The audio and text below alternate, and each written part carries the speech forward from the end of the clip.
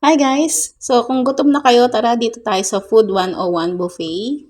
Buffet Food 101. So, dito ko sinelebrate yung araw kung kailan ako sumingaw dito sa mundo. Sumingaw.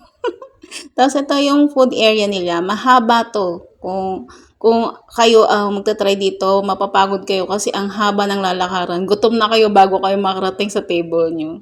So, nandiyan yung anak ko, naghahanap siya ng ice cream station. Ayan, ito yung mga food nila. Ito yung Japanese area o Japanese cuisine nila. Ito yung favorite ko.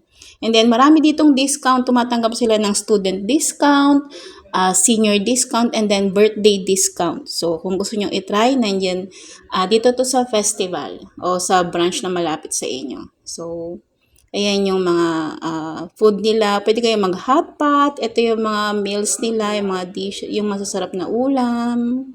And then, ito yung anak ko, nakatingin ako nasan yung ice cream. Okay, so dito ko lang sinelebrate yung birthday ko and then sana matry nyo rin ang Food 101 restaurant. So, all in one. So, ayun lang. Thank you for watching.